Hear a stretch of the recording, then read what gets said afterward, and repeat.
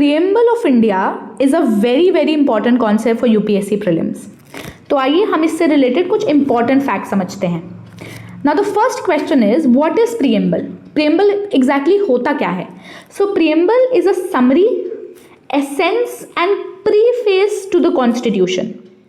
अब आप इसको ऐसे समझिए, मान लीजिए आप कोई बुक स्टोर गए और आपने वहाँ से कोई नॉवल उठाई। अब अगर आपको जल्दी से समझना है, आपको फटाफट डिसाइड करना है कि यार should I buy this book और should I not buy this book, तो आप क्या करेंगे? अब आप पूरी नॉवल तो नहीं पढ़ने बैठेंगे वहाँ, तो आप उस नॉवल के प्रीफेस को रीड कर लेंगे। प्रीफेस को रीड करके आपको एक अंदाज़ा लग जाएगा कि नॉवल किस बारे में होगी, what would be the theme, what would be the plot, उसका जॉनर क्या होगा, ये सब कुछ आपको उस नॉवल का प्रीफेस पढ़ के समझ में आ जाएगा। ठीक उसी तरह अगर आपको किसी कंट्री के कॉन्स्टिट्यूशन को समझना है तो आप उसके प्रीएम्बल को रीड कर लीजिए। प्रीएम्बल को रीड करने के बाद आपको अंदाज़ा लग जाएगा कि कॉन्स्टिट्यूशन में क्या लिखा होगा, क्या वो प्रो सिटीजन्स होगा, वो एंटी सिटीजन्स होगा, वो उसका ओवरऑल आप कह सकते हैं टोन और टेम्परामेंट क्या होगा कॉन्स्टिट्यूशन का, ये आपको प्रीएम्बल पढ़ के समझ आ जाएगा। अब अगर मान लीजिए कि मैंने चेतन भगत की कोई बुक उठाई, मान लीजिए मैंने 2 स्टेट्स उठाई और मैंने उसका प्रीफेस रीड किया। अब प्रीफेस रीड करने के बाद 2 चीज़ें होंगी। सबसे पहले तो मुझे ये समझ में आ जाएगा कि बुक में क्या लिखा है, नॉवल किस बारे में है। दूसरा, मुझे ये भी समझ में आ जाएगा कि ऑथर का क्या माइंडसेट था। जब चेतन भगत उस बुक को लिख रहे थे तो उन्होंने किस माइंडसेट से लिखी, वो इस बुक को क्या एक्शन, वो इसको थ्रिलर नॉवल बनाना चाहते थे, सस्पेंस बेस बनाना चाहते थे, रोमांटिक बनाना चाहते थे, तो उनका माइंडसेट भी तो मुझे समझ आ जाएगा ना प्रीफेस रीड करके। ठीक उसी तरह जब आप किसी कॉन्स्टिट्यूशन के प्रीएम्बल को रीड करते हैं तो आपको कॉन्स्टिट्यूशन मेकर्स का माइंडसेट समझ में आ जाएगा कि कॉन्स्टिट्यूशन मेकर्स का क्या माइंडसेट था जब वो कॉन्स्टिट्यूशन बना रहे थे, उनका क्या विजन था कॉन्स्टिट्यूशन को लेके, वो इंडिया को या वो अपने नेशन को किस तरीके से देखना चाहते हैं आने वाले सालों में। ये सब कुछ आपको प्रीएम्बल को देख के समझ में आ जाएगा। इसीलिए प्रीएम्बल को identity card of the constitution भी कहा जाता है। The concept of preamble, India में जो प्रीएम्बल है वो इंडियन कॉन्सेप्ट नहीं है, ये हमने नहीं बनाया है, हमने इसे अमेरिका के कॉन्स्टिट्यूशन से अडॉप्ट किया है। Now this is the preamble. I would highly recommend कि आप पूरे प्रीएम्बल को वर्ड बाय वर्ड वर्बेटिम आप इसको रट लीजिए, क्योंकि मैं आपको आगे PYQ दिखाऊंगी, उसमें यूपीएससी ने कुछ ऐसे सवाल पूछे हैं जो डायरेक्टली अगर आपको प्रीएम्बल याद था तो आप उसको ईजिली आंसर कर सकते हैं, लेकिन उसके लिए आपको रटा होना चाहिए बिल्कुल। तो इसको it is a little time taking, it might seem a little difficult, लेकिन over a period of time आपको इसको याद करना ही है। This is very important, this is a non negotiable और आपको इसको करना ही है याद। अब हम प्रीएम्बल को और डिटेल में समझते हैं through a question answer format. Now the first question is the preamble of India amendable? अब देखिए, हमें पता है कि कॉन्स्टिट्यूशन तो अमेंडेबल है ना। हम कॉन्स्टिट्यूशन में आर्टिकल 368 के थ्रू पार्लियामेंट कॉन्स्टिट्यूशन में चेंजेस ला सकती है, लेकिन क्या पार्लियामेंट प्रीएम्बल में चेंज ला सकती है? So the answer is yes. इससे रिलेटेड 2 बहुत ही इंपॉर्टेंट सुप्रीम कोर्ट जजमेंट है। सबसे पहला है the Berubari case of 1960। Berubari case of 1960 में सुप्रीम कोर्ट ने कहा दैट प्रीएम्बल इज अ की टू द कॉन्स्टिट्यूशन। इसका मतलब है कि प्रीएम्बल हमारे कॉन्स्टिट्यूशन के ताले की चाबी है, और जिस तरीके से एक ताला और चाबी अलग अलग होता है उसी तरीके से प्रीएम्बल और कॉन्स्टिट्यूशन भी अलग है। इसीलिए प्रीएम्बल अमेंडेबल नहीं है, क्योंकि आर्टिकल 368 के अंदर पार्लियामेंट के पास कॉन्स्टिट्यूशन को अमेंड करने की पावर है। लेकिन अगर प्रीएम्बल कॉन्स्टिट्यूशन का पार्ट ही नहीं है तो पार्लियामेंट कैसे प्रीएम्बल को अमेंड कर देगा? ये सुप्रीम कोर्ट ने कहा था बेरूबारी केस 1960 में। लेकिन फिर आया the landmark Keshavananda Bharati case of 1973, जिसमें सुप्रीम कोर्ट ने अपने पुराने वर्डिक्ट को ओवरटर्न कर दिया और उन्होंने कहा that preamble is a soul to the constitution. Preamble हमारे कॉन्स्टिट्यूशन का सोल है और आप सोल को उसकी बॉडी से अलग नहीं कर सकते। इसीलिए प्रीएम्बल कॉन्स्टिट्यूशन का पार्ट है। Hence under article 368 parliament has the right to amend the preamble. Why? Because preamble is a part of the constitution, और पार्लियामेंट कॉन्स्टिट्यूशन को तो अमेंड कर सकता ही है, इसीलिए अब वो प्रीएम्बल को भी अमेंड कर सकता है।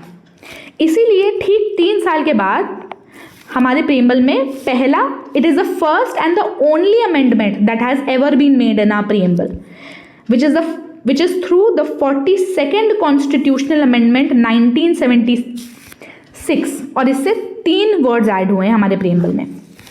क्या है वो 3 वर्ड्स, हम डायरेक्टली प्रियम्बल में देखते हैं।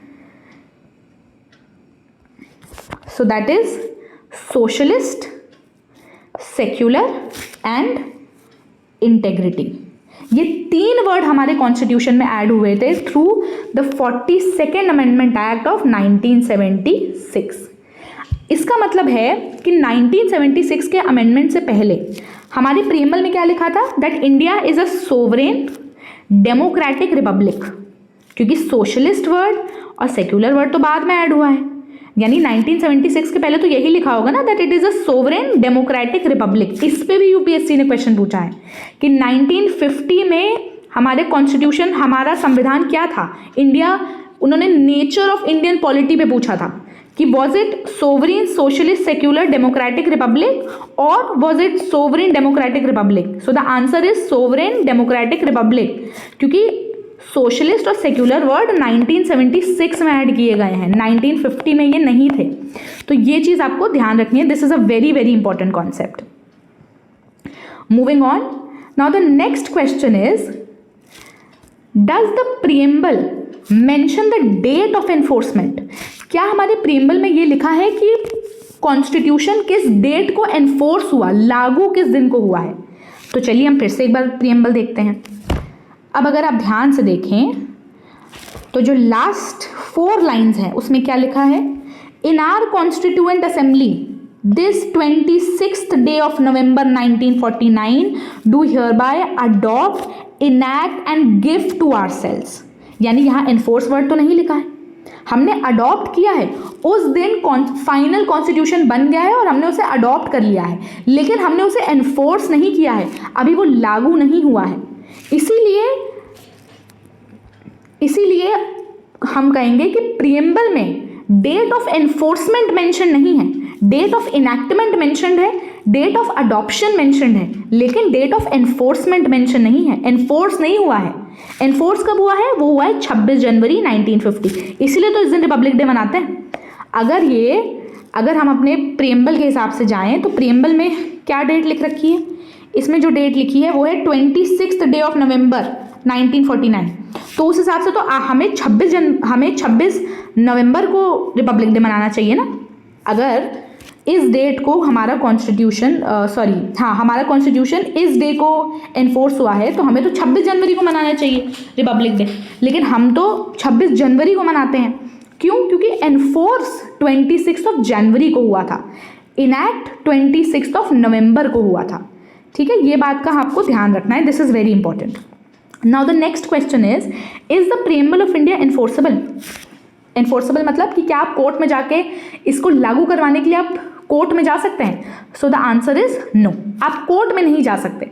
तो फिर आप कहेंगे फिर प्रियम्बल का काम ही क्या है, जब हम इसे एनफोर्स ही नहीं कर सकते तो फिर तो ये यूजलेस डॉक्यूमेंट है। तो ऐसा नहीं है। अब आप प्रियम्बल को देखिए, मान लीजिए, अब आप इसको जस्ट अ सेकेंड प्लीज, आप प्रियम्बल को डायरेक्टली एनफोर्स करवाने नहीं जा सकते, लेकिन मान लीजिए जब जैसे आपने फंडामेंटल राइट पढ़ा, फंडामेंटल राइट में आपने आर्टिकल 17 पढ़ा होगा विच टॉक्स अबाउट अनटचेबिलिटी, है ना, कि हम अनटचेबिलिटी को प्रोहिबिट करते हैं और अनटचेबिलिटी को प्रैक्टिस नहीं कर सकते।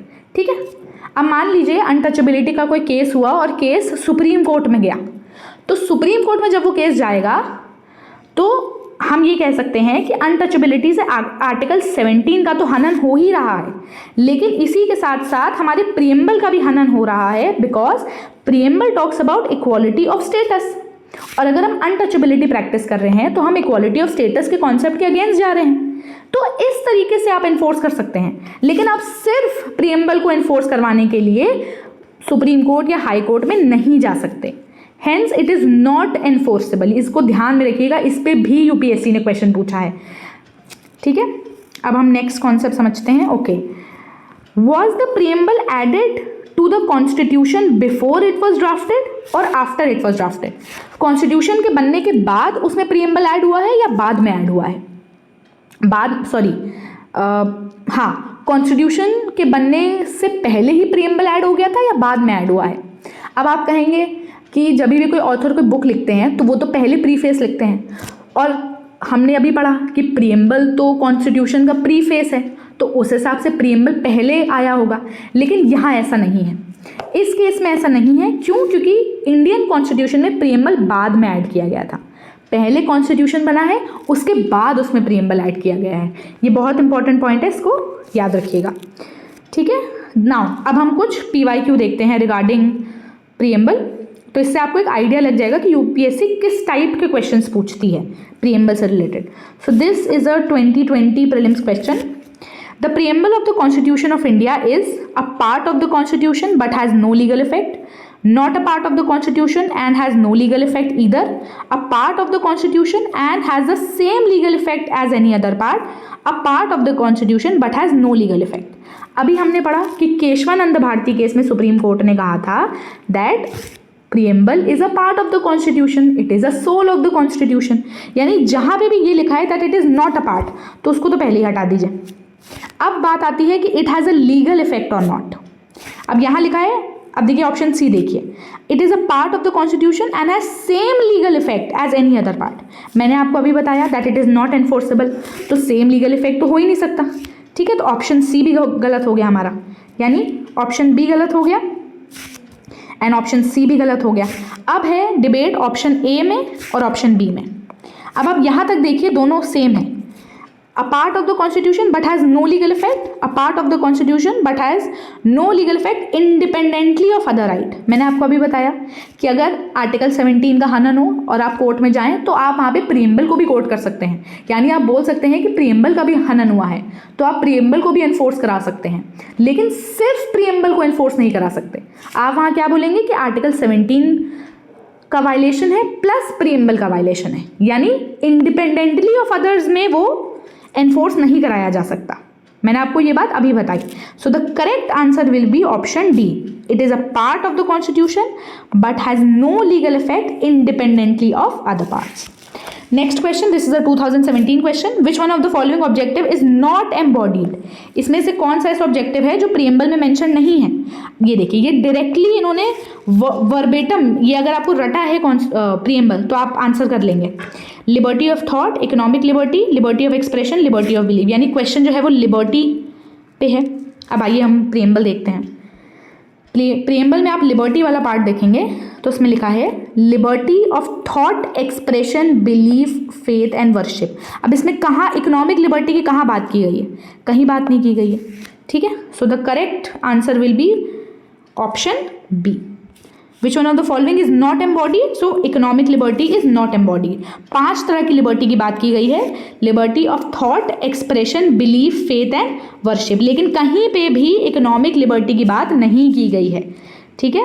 अब हम नेक्स्ट कॉन्सेप्ट, अब yes the last 2 questions. The mind of the makers of the constitution, see ये भी मैंने आपको भी बताया, the mind of the makers of the constitution of India is reflected by which of the following? तो answer will be preamble. अब भाई आपको किसी ऑथर का माइंडसेट समझना है तो आप प्रीफेस पढ़ के समझोगे ना, चैप्टर पढ़ के थोड़ी समझोगे कि हम फर्स्ट चैप्टर पढ़ लेते हैं तो हमें माइंडसेट समझ में आ जाएगा। नहीं, फर्स्ट चैप्टर में पूरी बुक का एसेंस नहीं लिखा होगा, पूरी बुक का एसेंस उसके प्रीफेस में लिखा होगा, तो आपको उसका माइंडसेट प्रीफेस पढ़ के समझ में आएगा। उसी तरीके से प्रीएम्बल पढ़ के आपको आपको कॉन्स्टिट्यूशन मेकर्स का प्रॉपरली उनका माइंडसेट समझ में आएगा। So the correct answer will be option A, preamble. Next, economic justice as one of the objectives of the Indian constitution has been provided in. अब अगर आपने, अगेन ये डायरेक्टली प्रीएम्बल से है, अब अगर आपने प्रीएम्बल ध्यान से पढ़ा होगा तो उसमें हम equality, sorry the question is about justice, yes, economic justice की बात की गई है। जस्टिस में देखिए सोशल, इकोनॉमिक, पॉलिटिकल, यानी प्रीएम्बल में तो इकोनॉमिक जस्टिस की बात की गई है, तो यानी जिस भी ऑप्शन में प्रीएम्बल नहीं है उसे तो हम पहले ही हटा देते हैं, तो ऑप्शन सी और डी तो बिल्कुल ही नहीं होगा। अब अगर हम इन दोनों में देखें, ऑप्शन ए और ऑप्शन बी में, अगर आपने डीपीएसपी ध्यान से पढ़ा हो तो डीपीएसपी में एक आर्टिकल है, आर्टिकल 38, और उसमें क्लियरली लिखा गया है कि state shall make an attempt to promote justice और ये भी 3 तरीके के जस्टिस की बात करता है, सोशल, इकोनॉमिक, पॉलिटिकल। ये भी वो 3 जस्टिस प्रोवाइड करने की बात कर रहा है जो प्रीएम्बल करता है। So the correct answer will be option B, which is preamble, and the DPSP, which is Directive Principles of State Policy. So these were some of the important concepts about preamble along with the PYQ discussion. I hope this session was helpful, and thank you for your time. All the best.